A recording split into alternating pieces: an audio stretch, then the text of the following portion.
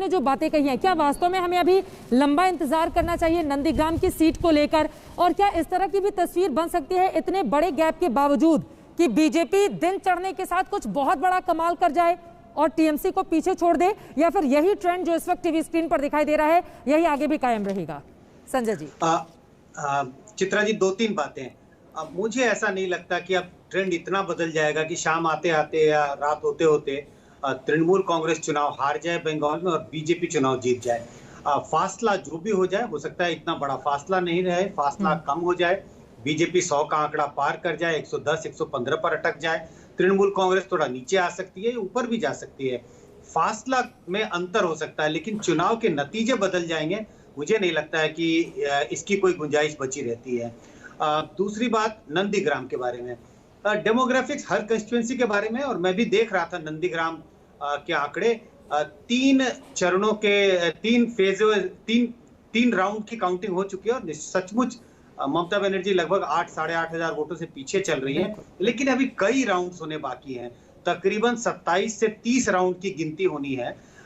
तो चीजें बदल सकती हैं और बदलने की पूरी गुंजाइश है, लेकिन इस बात से इनकार नहीं करना चाहिए शुरुआती रुझान को देखते हुए भी कि नंदीग्राम में कांटे का टक्कर है, लेकिन फिर भी मैं मानता हूं इस कांटे के टक्कर में ममता बनर्जी ही चुनाव जीतेंगी नंदीग्राम से, और तृणमूल कांग्रेस का तो बंगाल में चुनाव जीतना निश्चित है। अब इतने कॉन्फिडेंस से आप कह रहे हैं कि नंदीग्राम से दीदी ही जीतेंगी, तो इसके पीछे के 2 बड़े कारण आप गिना दीजिए जल्दी से। डेमोग्राफिक जिस तरह, देखिए बार बार इस बात का जिक्र हो रहा है नंदीग्राम 1 और नंदीग्राम 2, तो नंदीग्राम का वो इलाका जहां जो मुस्लिम बाहुल्य का क्षेत्र है, शायद उस इलाके की गिनती अभी नहीं हो रही है, और इसी वजह से इतनी बड़ी लीड, 8000 की लीड 3 राउंड में शुभेंदु अधिकारी के लिए मैं इसको बड़ी लीड मानता हूं। और इतनी बड़ी लीड तभी हो सकती है जो एक खास इलाके की काउंटिंग हुई है अभी, और क्योंकि जो बूथ की गिनती होती है वो नंबर से गिनती होती है, हालांकि अभी बूथ खुले होंगे शायद, क्योंकि अभी तो पोस्टल बैलेट्स की काउंटिंग वगैरह हुई होगी और बूथ अब खुले होंगे, तो बूथ्स जो होते हैं वो एक सीरियल से अरेंज्ड होते हैं, तो एक तरफ से अरेंज्ड होंगे, और जो इलाका मुस्लिम बाहुल्य क्षेत्र होगा वहां के बूथों की गिनती अभी नहीं हुई है, इसी वजह से मुझे लगता है चीजें बदलेगी। नंदीग्राम को लेकर अंजना जो बातें संजय जी कह रहे हैं, क्योंकि 35% से ज्यादा वहां पर मुस्लिम आबादी है, और वहां के जरिए ममता बनर्जी को उम्मीद है कि शाम होते होते पासा पलटेगा और ये जो 8000 की लीड है ये खत्म होते हुए दीदी वहां से जीत जाएंगी। लेकिन कुल मिलाकर ये महत्वपूर्ण है और तस्वीर लगभग साफ जिसको हर कोई मान रहा है वो ये है कि ममता बनर्जी की सत्ता में फिर से वापसी हो रही है। हालांकि नंदीग्राम को लेकर यहाँ पर पेंच थोड़ा फंस गया है उनके लिए। 2 बड़ी बातें जो मुझे अभी तक समझ में आ रही हैं, जयंत घोषाल भी जुड़ेंगे, उनसे ये सवाल मैं पूछना चाहूंगी और भी तमाम मेहमान। देखिए 2 बड़ी बातें जो अभी तक समझ में आ रही हैं।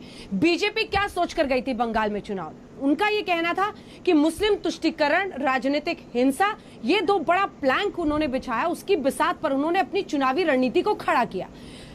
अगर तुष्टीकरण का वो आरोप लगा रहे थे और वो चाह रहे थे कि हिंदू जो बहुसंख्यक हैं वो एकत्रित हों, एकजुट हों, तो दूसरी तरफ मुस्लिम पोलराइजेशन जो है, ध्रुवीकरण, वो तो ममता बनर्जी के काम आ गया, लेकिन मेजॉरिटी पोलराइजेशन यानी हिंदू ध्रुवीकरण बीजेपी की तरफ नहीं दिख रहा है रुझानों के मुताबिक। हमेशा ये बीजेपी सोचती है कि अगर मुस्लिम्स का तुष्टीकरण का आरोप लगाएंगे और मुस्लिम ध्रुवीकरण जो ममता बनर्जी की तरफ हुआ, मुस्लिम ध्रुवीकरण, तो काउंटर पोलराइजेशन यानी हिंदू ध्रुवीकरण होगा जिसका फायदा बीजेपी को मिलेगा, लेकिन ये नहीं हो पाया। क्यों? क्योंकि महिलाएं हो वो ममता बनर्जी की तरफ चली गई है, ऐसा अभी तक संकेत मिल रहा है। मधुआ समुदाय के बारे में थोड़ा सा और इंतजार करना होगा, क्योंकि वो भी जितनी सीटों पर 30 से 60 पर प्रभावित है, उन सबको लेकर एक अपना अरिथमेटिक है।